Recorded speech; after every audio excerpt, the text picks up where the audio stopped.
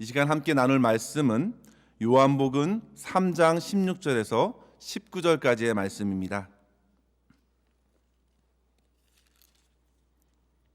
신약성경 145면 요한복음 3장 16절에서 19절까지의 말씀입니다. 함께 말씀을 교독해서 봉독하겠습니다. 제가 먼저 16절 읽습니다.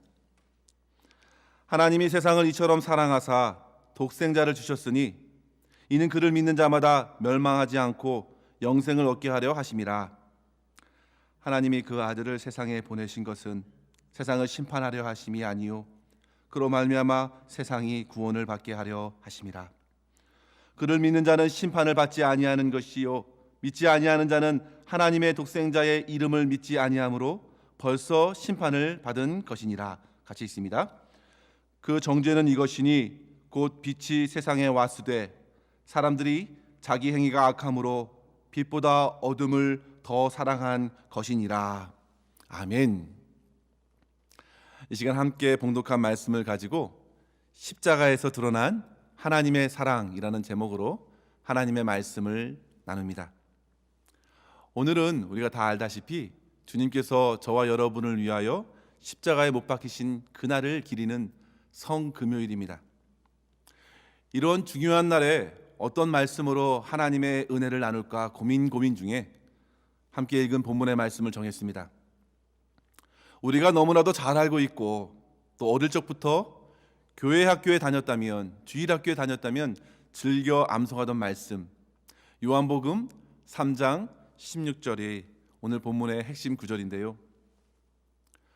왜 이 말씀을 주일학교 전도사님들, 선생님들께서는 그렇게 반복적으로 가르쳐 주셨는지, 노래로도 만들어보고 율동을 해보기도 하고 또 암송 대회마다 꼭 이 구절을 암송하게 하셔서 정말 주일학교만 다녔어도 너무나도 쉽게 기억해낼 수 있는 말씀이 바로 이 요한복음 3장 16절입니다. 그러나 사실 저는 주님을 인격적으로 만나기 전까지는 이 말씀이 그토록 중요한 말씀인가 잘 몰랐습니다.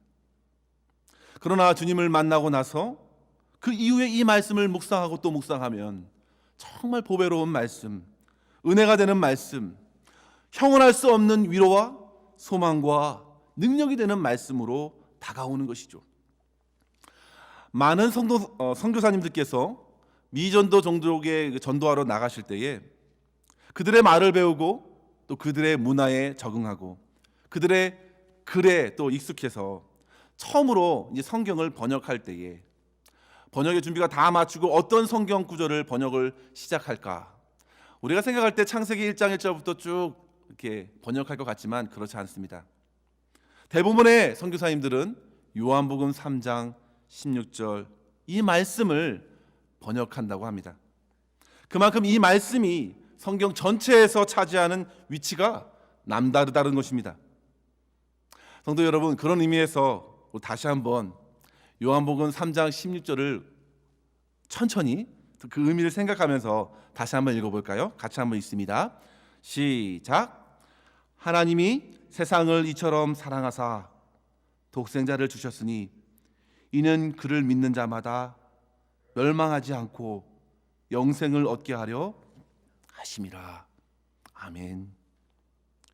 본문의 말씀은 우리에게 하나님의 사랑을 소개해 주고 있습니다.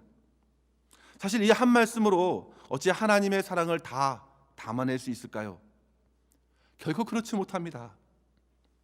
우리가 그랜드 캐년 앞에 서서 사진 한 장으로 그 웅장한 대자연을 한꺼번에 담을 수 없는 것처럼 그보다 비교할 수 없을 만큼 광대하고 깊고 깊으신 주님의 사랑을 이 말씀 한 구절로 다 담아내기란 실로 불가능하지요. 사실 모든 성경이 이와 같은 제안을 가지고 있습니다. 요한은 이 요한복음을 썼을 때에 그 마지막 절에서도 그렇게 고백하지 않습니까? 예수님의 행적을 모두 남기려면 이 세상에 그 책을 두기에도 부족하다. 다 남길 수가 없다. 그러나 성도 여러분, 그럼에도 불구하고 우리는 이 시간에 성령께서 이 말씀을 깨닫게 해주시는 은혜를 힘입고 이 말씀을 의지하여 조금이라도 더 우리 주님의 사랑을 깊이 생각하고 깨달아서 우리의 마음과 우리의 삶이 더욱 성숙한 변화를 일으킬 수 있기를 간절히 소망합니다. 오늘 본문에서 우리 주님께서는 갑자기 하나님의 사랑을 말씀하신 이유가 무엇일까요? 본문 앞부분에 우리가 내용을 보시면 알 수 있습니다. 한밤중에 사람들의 눈과 방해를 피해서 주님께 찾아온 한 사람이 있었는데 그는 바리새인이었던 니고데모였습니다. 주님은 그에게 복음을 전하고 계십니다. 그는 주님께 몰래 찾아와서 다른 사람 모르게 찾아와서 많은 질문을 드렸습니다. 사랑하는 성도 여러분, 우리는 우리의 소중한 시간을 내어서 우리 주님 앞으로 자주 나와 물어야 합니다. 질문해야 합니다. 우리는 지금 이번 주간을 통해서 고난주간 특별 새벽 기도회로 새벽을 깨우고 아침을 깨워 주시는 말씀을 붙들고 기도하고 있는데요, 우리는 주님의 그 십자가를 바라보면서 한번 주님께 진심으로 정직하게 물어보아야 합니다. 주님께서 저를 불러주셨고 자녀 삼아 주셨는데 과연 내 인생에서 주님이 바라시는 것은 무엇입니까? 주님, 정말 주님께서 그렇게 사랑해 주시는 이유가 무엇입니까? 주님 앞에 우리가 물어보지 못할 질문은 없습니다. 왜냐하면 우리 주님께서는 어떠한 질문이라도 그렇게 진심으로 구하는 영혼을 물리치지 않으시고 한없는 긍휼과 사랑으로서 오늘 본문에 나와 있는 니고데모에게 말씀하시는 것처럼 사랑을 말씀하시고 복음을 들려주시기 때문입니다.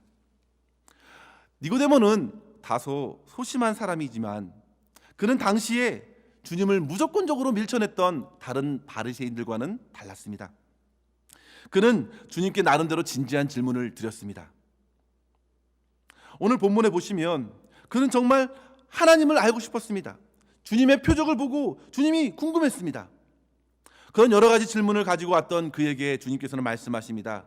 세상에 있는 어떤 지위나 종교심이나 율법이나 말씀의 지식이나 선행으로서 결코 하나님의 나라에 갈 수 없다. 오직 거듭나야만 갈 수 있다고 말씀하셨습니다. 그리고 그 거듭나는 것은 인간에게 있지 않고 오직 성령 하나님의 역사로 가능하다 말씀하셨습니다. 그리고 그 예로서 설명하시기를 요한복음 3장 14절 15절 오늘 본문의 앞구절 두 구절에서 말씀해 주신 것인데요, 우리 같이 한번 함께 읽어볼까요? 같이 한번 읽습니다. 13절과 14절입니다. 같이 한번 읽습니다. 14절과 15절이네요. 같이 한번 읽습니다. 시작. 모세가 광야에 뱀을 든 것 같이 인자도 들려야 하리니 이는 그를 믿는 자마다 영생을 얻게 하려 하심이니라. 아멘. 바로 하늘에서 내려온 인자를 믿는 자가 영생을 얻고 하나님의 나라의 백성으로서 그 나라에 들어갈 수 있다고 하시는 말씀이죠. 성도 여러분, 그분이 바로 하나님께서 세상을 사랑하셔서 내어주신 독생자 예수 그리스도이십니다. 분명 니고데모는 모세가 들고 있었던 장대에 매단 그 놋뱀을 잘 알고 있었을 것입니다. 민수기 21장에 보시면요, 당시 출애굽하던 이스라엘 백성들이 이제 가나안 땅을 눈앞에 두고 우회의 길을 돌아서 가야 할 때가 생겼는데요, 그들의 마음이 그러한 상황에서 심히 상했습니다. 그리고 하나님께 온갖 불평과 원망을 쏟아내었습니다. 아마도 자기들의 뜻대로 눈앞에 있는 땅을 보고도 못 가고 돌아가야만 했다니 그들에게는 불만이 이만저만이 아니었을 것입니다. 그러니 하나님께 원망을 늘어놓는 것입니다. 물도 없다고, 심지어 하나님께서 허락하신 음식조차도 하찮은 음식이라고, 우리는 이것을 싫어한다고 악담을 쏟아놓았습니다. 그러자 우리 하나님께서는 곧 그들에게 불뱀을 보내셨습니다. 그들을 심판하셨습니다. 많은 사람들이 불뱀에 물려 죽음에 이르렀습니다. 수많은 사람들이 죽는 그 참혹한 현장을 백성들이 바라보고 그제서야 돌이켜 회개하기 시작하죠. 그럴 때 하나님께서는, 자비하신 하나님께서는 그들에게 구원을 열어주십니다. 모세를 통해 이 불뱀의 모양을 롯으로 만들어서 장대에 그 놋뱀을 달아서 그 놋뱀을 보는 자에게는 살 것이다. 그래서 불뱀에 물렸어도 그 장대를 믿음으로 바라보는 자, 그들은 다 생명을 얻게 되었던 것이죠. 지금 주님께서는 그와 같이 자기가 그 놋뱀처럼 들려야 한다고 십자가에 매달릴 것을 예고하고 계신 것입니다. 그 이유는 다름 아닌 오늘 우리가 읽었던 요한복음 3장 16절의 말씀처럼 하나님의 사랑 때문이었습니다. 이보다 더 확실한 이유가 없었습니다. 하나님의 사랑 때문에 주님이 내어준 바 되었던 것이죠. 따라서 사랑하는 성도 여러분, 이 본문을 통해서 저와 여러분에게 베푸신 하나님의 사랑의 크기가 얼마나 큰지를, 그리고 그 사랑에 우리는 어떻게 응답하며 살아가야 할지를 각각 두 가지로 생각하며 말씀의 은혜를 나눴으면 좋겠습니다. 첫 번째로 성도 여러분, 이 본문을 통해서 우리는 하나님께서 저와 여러분에게 부어주신 사랑의 크기가 어떠한지 생각해 볼 수 있기를 바랍니다. 앞서 말씀드린 바대로 한 구절 한 구절로 하나님의 사랑을 일일이 다 할 수 없습니다. 그러나 그럼에도 분명 우리는 이 말씀을 통해서 비춰주신 하나님의 사랑의 정도가 얼마나 큰지를 깊이 묵상하고 생각할 필요가 있습니다. 왜냐하면 그러할 때에 우리에게 다가오는 영적인 유익이 더 크기 때문이죠. 그래서 사도 바울도 에베소 성도들을 위해서 이렇게 기도하였습니다. 에베소서 3장 18절에서 19절 말씀에 보시면요, 능히 성도와 함께 지식에 넘치는 그리스도의 사랑을 알아. 그 넓이와 길이와 높이와 깊이가 어떠함을 깨달아 하나님의 모든 충만하신 것으로 너희에게 충만하게 하시기를 구하노라. 성도 여러분, 우리도 이 기도를 함께 붙들고 주님의 사랑을 생각하며 깨닫게 될 때에 그 깨닫는 사랑이 우리의 영혼의 큰 그릇이 돼서 하나님의 충만함으로 채워주시는 그 은혜를 받아 누리기를 소망합니다. 특별히 성도 여러분, 주님의 사랑은 어떤 사랑인가? 그 사랑은 우리를 변화시키는 사랑입니다. 사랑에는 능력이 있습니다. 변화의 능력이 있고, 특별히 주님의 사랑은 창조의 능력이 있습니다. 왜냐하면 성삼위 하나님께서는 태초에 당신의 사랑의 충만함으로 말씀을 가지고 세상을 창조하셨기 때문이죠. 그래서 그 세상은 본래 너무나도 아름답고 하나님 보시기에도 심히 좋았다 하였습니다. 그런데 이러한 창조 역사를 우리 주님께서는 지금도 계속해 나가시고 계십니다. 그 사랑으로 계속 하나님의 영혼들을 만들어 가시는 것이죠. 고린도후서 우리 5장 17절에 우리가 잘 알고 있는 말씀인데요, 그 말씀에 이렇게 증거합니다. 그런즉 그리스도 누구든지 그리스도 안에 있으면 새로운 피조물이라. 이전 것은 지나갔으니 보라 새 것이 되었도다. 보라 그리스도 안에서 새 것이 되었도다.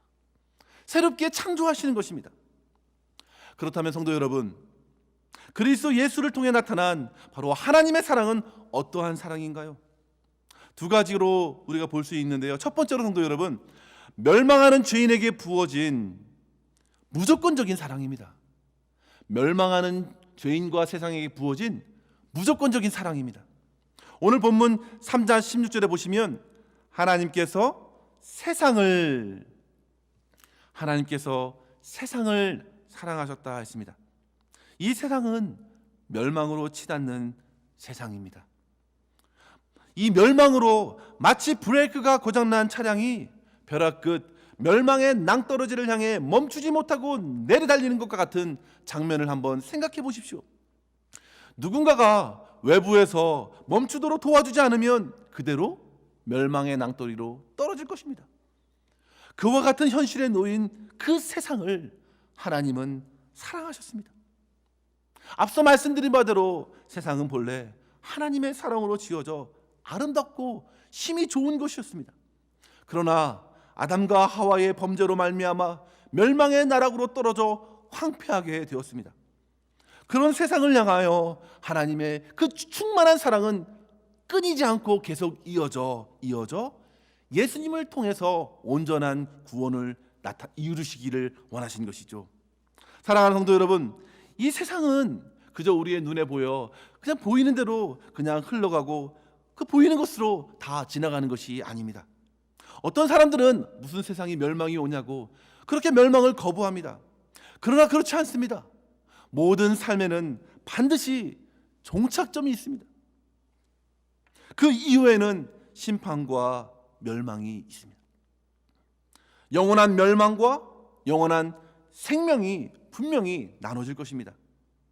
거짓과 죄악, 탐욕과 하나님을 대적하는 모든 불순종한 마음으로 인하여 그 사람들은 누구도 하나님의 나라에 이룰 수 없습니다. 이것이 바로 성경이 말하는 분명한 진리입니다. 이러한 멸망의 실체가 얼마나 끔찍한지 누구보다도 우리 하나님께서는 잘 알고 계시기 때문에 그 사랑으로 자기의 독생자 예수 그리스도를 보내신 것입니다. 성도 여러분, 여기서 나타난 사랑은 바로 멸망받아 마땅한 죄인을 향한 사랑입니다. 우리가 잘 암송하고 있는 로마서 5장 8절의 말씀을 한번 보십시오. 우리가 아직 죄인 되었을 때에 그리스도께서 우리를 위하여 죽으심으로 하나님께서 우리에게 대한 자기의 사랑을 확증하셨느니라. 주님께서 공생의 3년 동안에 얼마나 많은 이들을 고치셨습니까? 얼마나 많은 이들의 아픔을 닦아주셨습니까? 만져주셨습니까? 메시아의 능력으로 성난 파도를 잔잔케 하셨고 죽은 이들을 일으켜 하셨습니다. 그러나 죄인들은 너무나도 무지하여 주님을 십자가로 몰아세웠습니다. 그럼에도 불구하고 우리 주님께서는 그 십자가의 모든 고난을 나의 고난으로 받으시고 주님을 오로지 못 박으라 외쳤던 그들을 향해서도 주님은 오히려 그들의 죄를 사해달라고 용서를 구했죠. 우리 누가복음 23장 34절의 말씀인데요, 우리 화면을 보시고요, 이 말씀은 우리 같이 한 목소리로 읽어볼까요? 같이 한번 읽습니다. 시작. 이에 예수께서 이르시되 아버지여 저들을 사하여 주옵소서, 자기들이 하는 것을 알지 못함이니이다 하시니라. 자기들이 하는 일을 알지 못합니다. 아버지여 용서하여 주시옵소서. 우리 주님은 자기를 십자가에 몰아세우는 그 무지하고 교만하여 멸망으로 내다름치는 그들을 향해서도 끝까지 용서를 구했습니다. 그 용서의 메시지가 무엇입니까? 오늘 16절의 말씀에 보시면 인자를 믿는 자마다 멸망치 않고 영생을 얻게 하려 하십니다. 이미 용서하기를 준비하고 계시는 것이죠. 이것이 바로 복음입니다. 하나님의 사랑은 도무지 자격 없는 마땅히 멸망받을 세상과 죄인에게 부어진 그 사랑이죠. 그래서 실로 이 사랑은 크고 넓고 깊고 높은 것입니다. 십자가에서 주님께서 받으신 끔찍한 고난을 한번 생각해 보십시오. 우리는 이 고난 주간을 맞이하면서 그러한 주님의 십자가를 묵상하고 있는데요, 주님께서 당하신 그 끔찍한 고난은 곧 저와 여러분 죄인들이 당할 멸망의 고난입니다. 하나님과의 완전한 단절, 영적인 목마름, 십자가에서 우리 주님께서 우리 대신 모두 멸망받는 자로서 대신 그 고통을 당하신 것이죠. 그렇게 우리는 그 대속의 사랑으로 자유함을 얻게 된 것입니다. 이러한 주님의 십자가의 무조건적인 사랑을 깊이 묵상하시며 주님께 감사드리며 영광 올려드릴 수 있는 저와 여러분 될 수 있기를 주님의 이름으로 간절히 축원합니다. 두 번째로 성도 여러분, 하나님의 사랑은 전부를 내어주신 온전한 사랑입니다. 전부를 내어주신 온전한 사랑. 하나님이 세상을 이처럼 사랑하사, 이처럼에 한번 주목해 보십시오. 그 이처럼은 곧 독생자 예수 그리스도를 내어주는 사랑이었습니다. 자기의 하나뿐인 아들을 내어주시는 사랑, 이것은 곧 자기 자신을 내어준 것보다 더 큰 사랑이죠. 저도 자식이 있지만 도저히 이해가 되지 않습니다. 끔찍합니다. 희생 제물로 죽음으로 내어주는 것입니다. 그것도 나를 대적하는 악한 죄인들을 위해서 어떻게 가능할 수 있겠습니까? 생각하기도 어렵습니다. 그러나 우리 주님께서는 그런 죄인들을 위하여 가장 소중한 독생자 예수 그리스도를 내어주셨습니다. 주님께서는 그저 내어주신 것에 불과하지 않으시고 그 예수님께서 하늘보좌를 내리시고 인간의 낮고 천한 육신의 몸을 짊어졌을 뿐만 아니라 주님께서는 고난의 잔, 쓴 잔, 죽음의 잔을 마시기까지 내어주셨습니다. 우리 주님께서는 그 사실을 이미 아셨습니다. 그것이 하나님의 뜻임을 분명히 알았고 주님께서는 제자들에게 자기의 죽음을 예고하셨지요. 요한복음 15장 13절에 이렇게 주님께서 말씀하셨는데요. 사람이 자기 친구를 위하여 자기 목숨을 버리면 이보다 더 큰 사랑이 없나니. 아멘. 제자들에게 너희들이 생각하는 사랑의 기준 중에서 가장 큰 사랑을 생각하게 하십니다. 친구로서 이미 예수님께서는 내가 너희를 위하여 목숨을 버리겠다고 예고하시는 것이죠. 사랑하는 성도 여러분, 이러한 하나님의 사랑은 찬송가 299장 그 가사처럼 하나님의 사랑은 온전한 참 사랑이 됩니다. 팀 켈러 목사님께서 쓰신 왕의 십자가에서 목사님은 신학자 윌리엄 반스톤이 쓴 사랑의 현상학이라는 책을 소개하고 있는데요. 그 책에서 반스톤은 모든 인간, 심지어 사랑을 받지 못하고 자란 사람들까지도 진짜 사랑과 가짜 사랑을 어렵지 않게 구별할 수 있다고 그 방법을 소개하고 있는데요. 반스톤 그분이 이렇게 말합니다. 가짜 사랑의 목적은 자신의 행복을 위해서 남을 이용하는 것이다. 가짜 사랑에는 조건이 붙는다. 자신을 지지하고 자신에게 도움이 되는 사람에게만 사랑을 준다. 가짜 사랑은 언제나 빠져나갈 구멍을 만들어 놓는다.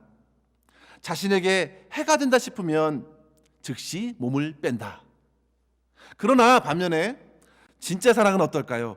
진짜 사랑을 이렇게 소개합니다. 진짜 사랑의 목적은 남의 행복을 위해 자기 자신을 내어주는 것이다. 상대방의 행복을 내 행복으로 삼는 것이다. 따라서 이 사랑은 무조건적이다. 자신에게 도움이 되지 않아도 상관없이 사랑을 준다.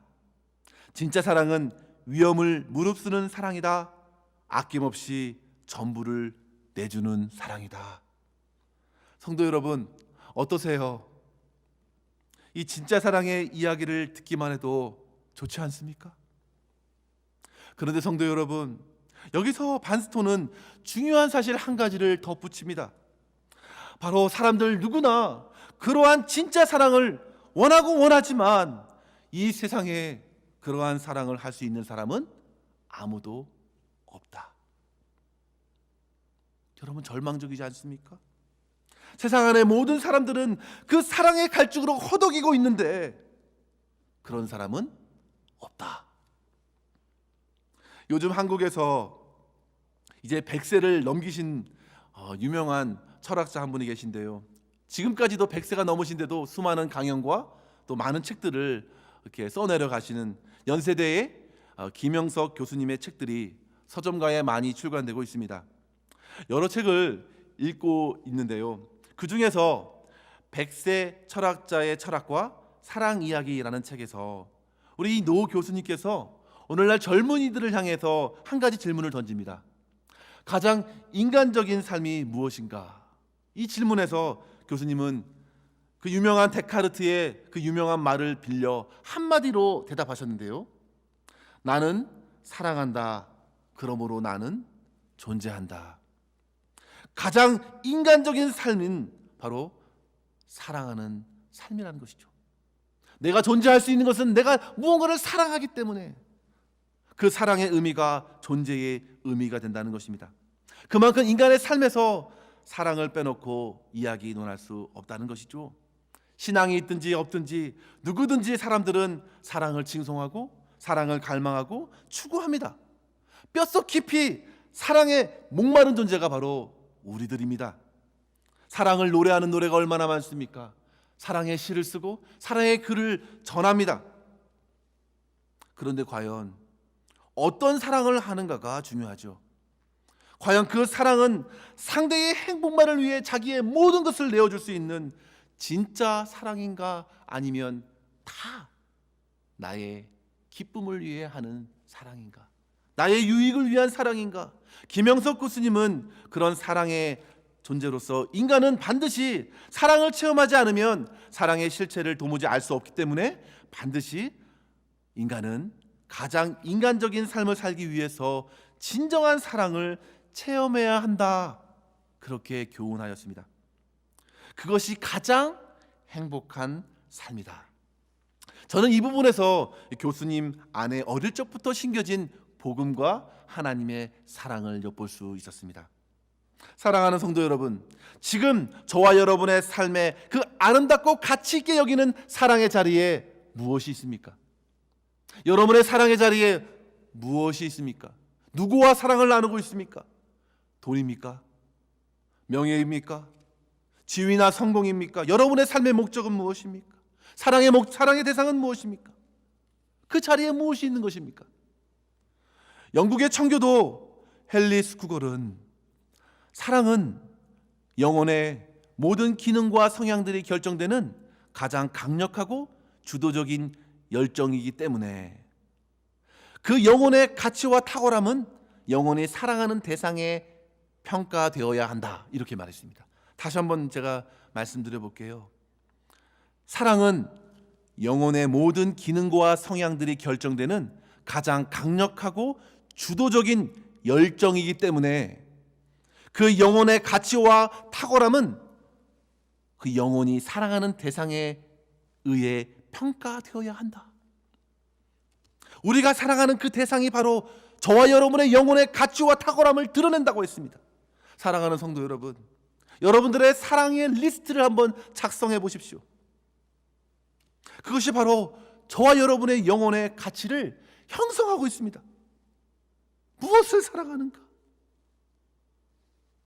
바로 주님께서 저와 여러분의 사랑의 갈증, 그 공고함을 그저 해결하지 못하고 멸망으로 쓸려나가는 것이 아니라 그 기로에 서서 사랑의 선물로 하나님의 손에 이끌려 이 땅에 오신 것이죠. 그리고 예수님께서는 하나님께 뜻에 순종하여 자기의 전부를 십자가에서 하나도 빠짐없이 내어주셨습니다. 대속제물로, 화목제물로 내어주심으로 죄인을 향한 하나님의 그 무서운 진노를, 멸망의 진노를 씻어내셨고 온전한 화평의 관계로 회복시키셨기에 그 참 사랑을 받은 사람은 그제서야 진정한 사랑을 깨닫고 진정한 사랑의 노래를 노래하며 그 사랑으로 인하여 즐거워할, 행복해야 할 이유를 얻게 된 것이죠. 요한복음 1장, 요한일서 4장 10절에 이렇게 사랑을 증거합니다. 우리 같이 한번 성경을 한번 찾아볼까요? 요한일서 4장 10절에 우리 슬라이드를 보면서 같이 한번 읽겠습니다. 자, 시작. 사랑은 여기 있으니 우리가 하나님을 사랑한 것이 아니요 하나님이 우리를 사랑하사 우리 죄를 속하기 위하여 화목제물로 그 아들을 보내셨습니다. 아멘. 여러분, 우리가 하나님을 사랑할 때 우리의 그 무엇이 사랑이 아니라 하나님을 향한 사랑은 곧 완전한 사랑, 예수 그리스도의 사랑을 맛본 자만이 정말 아름다운 선물로 다시금 하나님을 사랑한다 고백할 수 있음을 우리가 배우게 됩니다. 하나님의 사랑을, 예수님의 사랑을 경험하지 않고서는 어찌 우리가 하나님을 사랑한다 말할 수 있겠습니까? 사랑하는 성도 여러분, 주님의 사랑이 이렇게 확연히 십자가에서 나타났습니다. 그 사랑은 진짜 사랑입니다. 멸망이 아니라 영생을 주기 위한 진짜 사랑, 여러분들의 인생을 행복해 하기 위한 하나님의 온전한 사랑, 그 사랑을 잠잠히 묵상코 깨닫고 그 사랑을 충만히 누리며 주님께 영광 돌릴 수 있는 저와 여러분 될 수 있기를 주님의 이름으로 축원합니다. 그렇다면 성도 여러분, 이러한 하나님의 무조건적인 사랑, 그리고 이러한 하나님의 온전한 사랑에 힘입어 우리는 어떻게 반응하며 살아갈 수 있을까요? 어떻게 반응해야 할까요? 두 가지인데요. 짧게 그 교훈을 나눕니다. 먼저로 성도 여러분, 자기를 의지하지 말고 오직 주 예수 그리스도만을 믿음으로 살아가십시오. 자기를 의지하지 말고 오직 예수님만을 믿음으로 살아가십시오. 본문 16절에 보시면 그를 믿는 자마다 멸망치 않고, 그 다음에 18절에 보시면 그를 믿는 자는 심판을 받지 아니한다 하였습니다. 성도 여러분, 하나님의 사랑을, 예수님을 통해서 부으신 그 사랑을 받은 사람은 먼저 주 예수님을 믿음으로 응답하는 것입니다. 그리고 믿음으로 응답하여 그 사랑을 맛보기 시작하는 것이죠. 사실 멸망의 원인은 다른 데 있지 않습니다. 주님을 등지고 주님을 믿지 않고 다른 곳에 믿음을 두었기 때문입니다. 하나님과 상관없이 그 자리에 내가 의지할 다른 것을 두었기 때문입니다. 다른 사랑하는 것을 두었기 때문입니다. 그것이 바로 우상이고 그것이 바로 멸망의 근거가 되고 심판의 근거가 되는 것이죠. 그러나 이제 예수 그리스도의 사랑이 주어졌습니다. 십자가상에서 그대로 나타났습니다. 저와 여러분의 모든 죄악이 눈처럼 덮어졌습니다. 말끔히 씻어졌습니다. 따라서 주님의 그 십자가의 사랑 앞에서 성도들은 사도 바울의 믿음의 고백을 드릴 수 있는 것이죠. 우리가 지난 월요일 새벽 강단에 받은 말씀인데요, 바로 갈라디아서 2장 20절의 말씀입니다. 내가 그리스도와 함께 십자가에 못 박혔나니 그런즉 이제는 내가 사는 것이 아니요 내 안에 그리스도께서 사시는 것이라. 내가 육체 가운데 사는 것은 나를 사랑하사 나를 위하여 자기 자신을 버리신 하나님의 아들을 믿는 믿음 안에서 사는 것이라. 사랑하는 성도 여러분, 주님께서는 처음부터 당신의 제자들에게 말씀하셨습니다.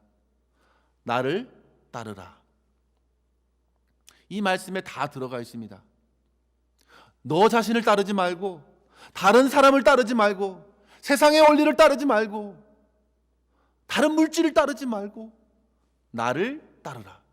그것이 바로 믿음입니다. 믿음은 어려운 게 아닙니다. 복잡한 게 아닙니다. 정말 단순한 것입니다.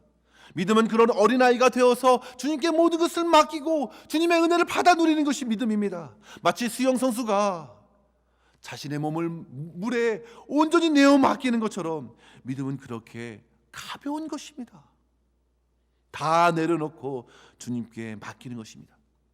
저와 여러분이 맡길 믿음의 주 예수 그리스도께서는 저와 여러분을 위하여 모든 것을 내어주셨습니다. 이 세상에 그런 분이 어디 계십니까? 그렇게 여러분들의 시간과 에너지와 달란트와 물질과 모든 것을 맡길 수 있는 그런 여러분들을 사랑하는 분이 누가 계십니까? 예수님 외에는 찾아볼 수가 없는 것입니다.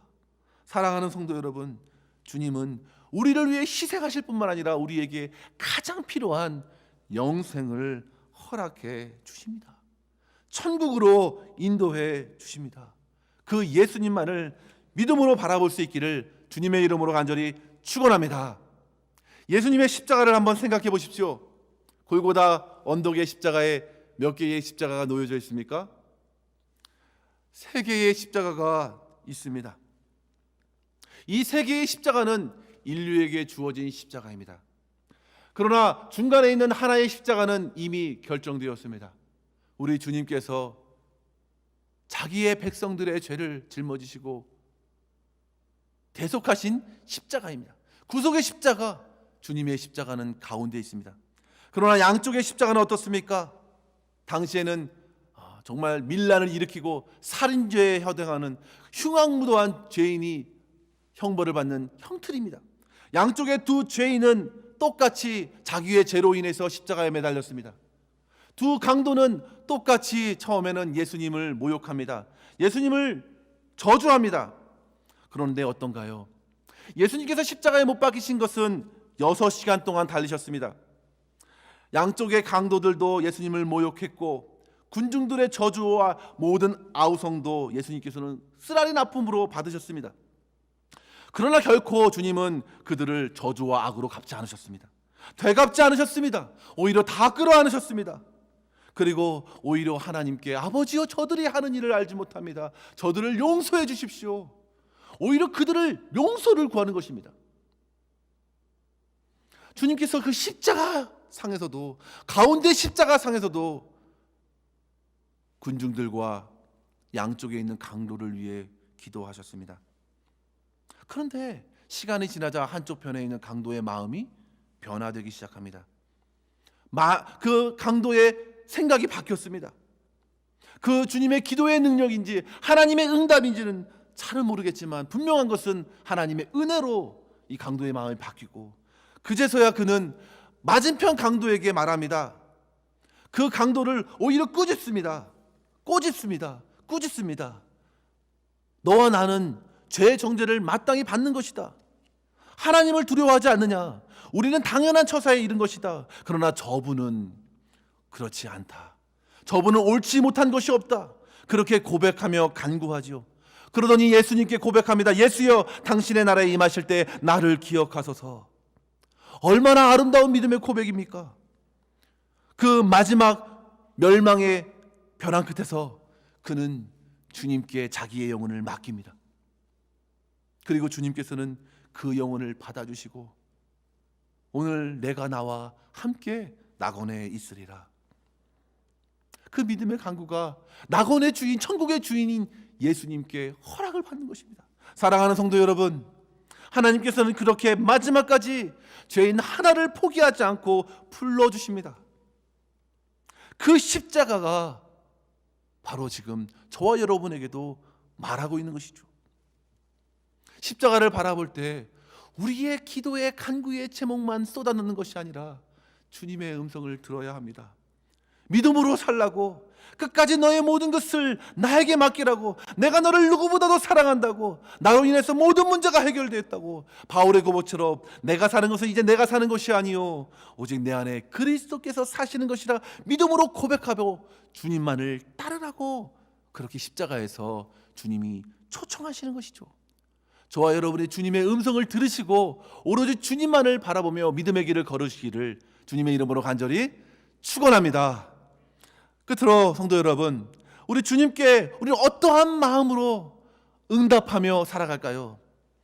주님을 사랑하는 마음으로 삶에서 사랑하는 자가 되기로 힘쓰십시오.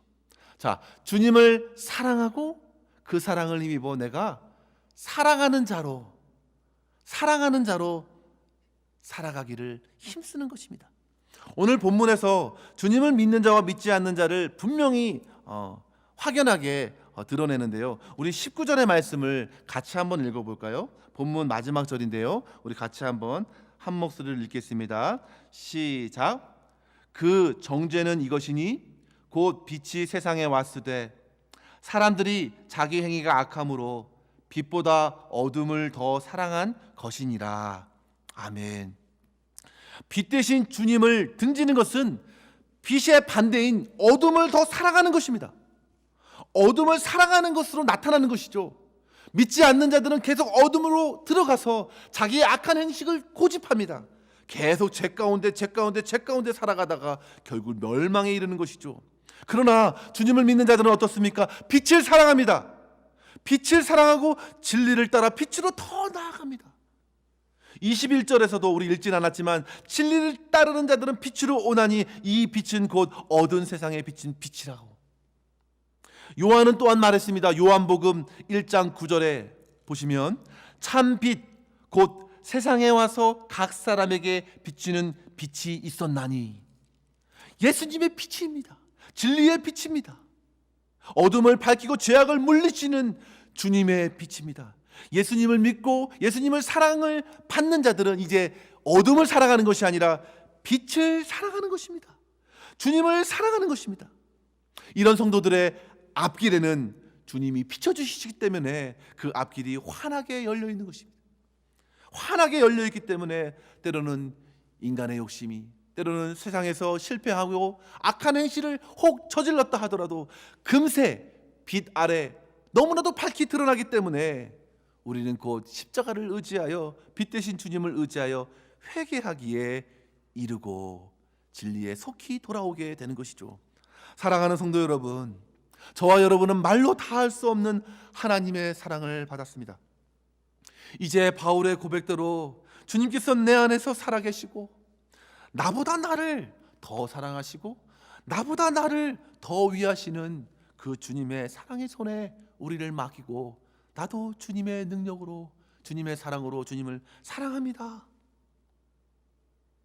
그 사랑에 이끌려 참으로 즐겁고 기쁘게 주님을 사랑하고 그 사랑의 마음으로 형제를 사랑하고 가족들을 사랑하는 길에 이를 수 있는 것이죠. 우리가 사람을 사랑하려고 애쓰는 것이 아니라 자신이 변화돼서 그를 사랑할 만한 사람이 되기 위해 그렇게 힘써야 합니다. 사람을 사랑하기 노력하는 것이 아니라 내 자체가 사랑하는 사람으로 변화되기 위해 주님의 손에 맡기십시오. 이를 위해서 우리는 더욱 사랑의 그 십자가를 바라보아야 합니다. 자주 주님의 십자가를 묵상하며 사랑의 고백을 드리는 것입니다. 주님, 사랑합니다. 주님, 저를 주님의 사랑의 도구로 변화시켜 주시고 사용하여 주시옵소서. 그렇게 기도하는 것이죠. 그러한 기도를 우리 주님께서는 듣기를 원하실 것입니다. 사랑하는 성도 여러분, 저는 마지막으로 17세기에 모레비안 경건주의자의 아버지였던 독일의 진젠도르프가 겪은 한 일화를 나누고 말씀을 마치려고 합니다. 그는 부유한 기독교 영주의 가족으로 태어났는데요, 일찍이 부모님을 다 여였습니다. 그래서 신앙심이 좋은 할머님을 통해 그렇게 자라나갔는데요, 어릴 적부터 기독교 가정에서 자라다 보니까 하나님에 대한 인식은 너무나도 많았습니다. 기독교 학교에 다니면서 그렇게 그는 신앙심을 키워갑니다. 그래서 그는 생각합니다. 자기 자신을 하나님께 드려야겠다. 그렇게 마지막으로 막연하게 생각하지만 그는 어떤 영적인 계기가 없었던 것이죠. 그러던 차에 그의 나이 19살 때에 학교 수학여행 중에 뒤셀도르프 미술관에 방문하게 되는데요, 그곳에서 그는 도메니코 페티가 그린 이 사람을 보라 라는 그 그림 앞에 서서 도저히 발을 뗄 수가 없었습니다. 그 그림에는 십자가에 달리시고 가시면류관을 쓰신 예수님이 그려져 있었기 때문입니다. 그렇게 한참 동안 그 그림을 바라보는데 가만히 보니 그 그림 밑에 그 화가가 남긴 한 문장의 글이 눈에 보였습니다. 그 글이 이런 글이었습니다. 내 너를 위해 이 모든 일을 했는데 너는 나를 위해 무엇을 하려느냐. 바로 진젠도르프는 그 화가의 그 글귀를, 그 문구를 바로 주님의 음성으로 받습니다. 내 너를 위해 이 모든 일을 했는데 너는 나를 위해 무엇을 하려느냐. 그 이후 진젠도르프는 자기의 모든 재산을 어려운 이웃을 위해 드리기를 시작합니다. 그리고 세계 선교 사역의 선구자로서 하나님의 손에 붙들려 귀하게 쓰임 받게 되었습니다. 그는 나중에 마지막 인생의 말미에 이렇게 말했습니다. 나에게는 단 한 가지의 열망밖에 없습니다. 그것은 예수님, 오직 그분뿐입니다. 사랑하는 성도 여러분, 그의 삶의 전환을 가져왔던 이 사람을 보라라는 그 그림 밑에 있는 그 글귀는 오늘 저와 여러분에게 어떻게 들려지고 있습니까? 내 너를 위해 모든 일을 했는데 너는 나를 위해 무엇을 하려느냐.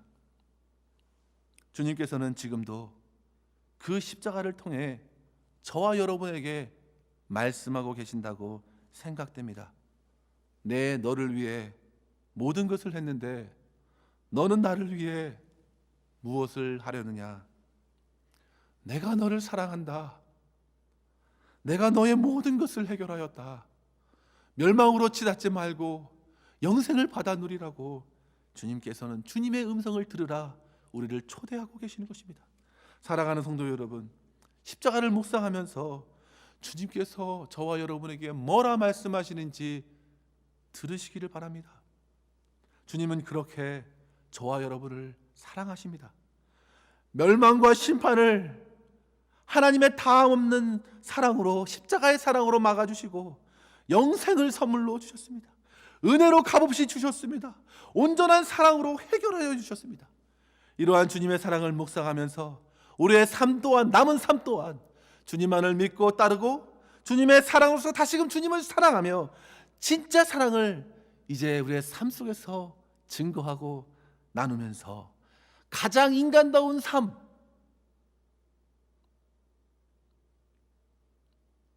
하나님 앞에 살아가며 주님께 영광 돌릴 수 있기를 주의 이름으로 간절히 축원합니다. 우리 같이 한번 기도하겠습니다. 네 가지의 기도 제목을 함께 올려드립니다. 같이 기도하겠는데요. 첫 번째로 성도 여러분,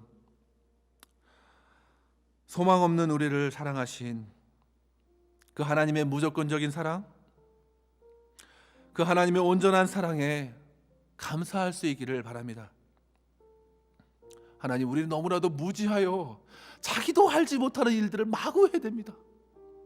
사람들에게 상처도 주고 하나님의 영광도 수없이 가렸습니다. 주님, 그러나 그럼에도 불구하고 우리를 사랑해 주시는 그 사랑을 묵상하면서 그 무조건적인 사랑 안에, 그 온전한 사랑 안에 거하라고 하시니 감사합니다. 주님. 두 번째로 성도 여러분, 주님의 사랑과 은혜를 힘입어 오직 주님만 의지하고 확신 가운데 주님만 따라가게 하옵소서. 주님만 따라가게 하여 주시옵소서. 우리의 마음을 그렇게 주의 사랑으로 변화시켜 달라고 기도하겠습니다. 세 번째로 성도 여러분, 주님의 사랑으로 우리의 영혼을 채워주셔서 우리의 인생이, 우리의 영혼이 주님의 사랑으로 탁월함을 회복하고 정말 가치 있는 인생으로, 십자가의 사랑으로 살아가고 이웃을 그 사랑으로 섬기게 하여 주시옵소서. 그리고 마지막으로요, 우리 나성하님 교회가 하나님의 사랑을 깊이 깨닫고 주님의 충만함으로 주님을 예배하게 하소서. 이 네 가지 기도 제목 우리 슬라이드를 참고하시고 정말 간절하게 기도할 수 있기를 바랍니다. 다 함께 기도하겠습니다. 하나님 사랑합니다. 주님 감사합니다. 멸망으로 치닫고 있는 우리를 가로막고 십자가의 사랑으로, 하나님의 말로 다할 수 없는 그 사랑으로 부어주신 것 감사합니다. 우리 자기만 사랑했던 그 죄를 내려놓습니다. 자기의 사랑으로 똘똘 뭉쳤던 저희들의 삶을 회개합니다. 우리를 사랑하신 나보다 나를 더 사랑